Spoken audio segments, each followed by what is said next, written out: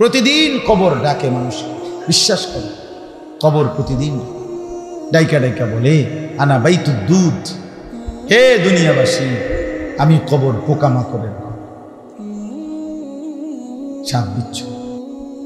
আনা বাইতুল ওয়াহদা, যুবক ভাই বোঝো না কইয়া ফেলাই দিও না, তুমি বুঝো সব, তুমি বরং বুড়া মানুষের চাইতে ভালো বুঝো, কারণ বুড়ো মানুষের চাইতেও তোমার মেজাজ ব্রেন এখনো শার্প, এখনো ব্রেন ভালো। মুরব্বী এই যে চাচা, এই মুরব্বী খুব কষ্ট হইতেছে চাচার বসে, চাচার ঘুম চোখ বন্ধ হয়ে আসে, কারণ এটা তার বয়স, ঠিক কিনা বলেন না? কিন্তু আজ থেকে 30 বছর আগে চাচা আপনি এমন ছিলেন, এখন তো কইতেও পারেন না, শুনে না। তাইলে আপনারাই বলেন, যারা শুনেন তারাই বলেন।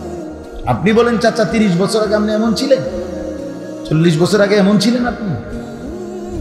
আপনি জওয়ান ছিলেন, কি এর রাত দিন পরিশ্রম আর পরিশ্রম করছেন না?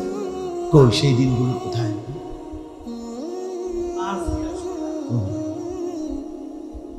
কোথায়? আল্লাহ তাআলা বলেন, বান্দা তোমার চোখের সামনে আমি জলজ্জান্ত এই মানুষটাকে জিজ্ঞেস করে দেখো সে কেমন ছিল 30 বছর আগে, পরে আমি তোমার সামনে জলজ্জান্ত সাক্ষী হিসাবে এই দুর্বল বানাই দিয়েছি।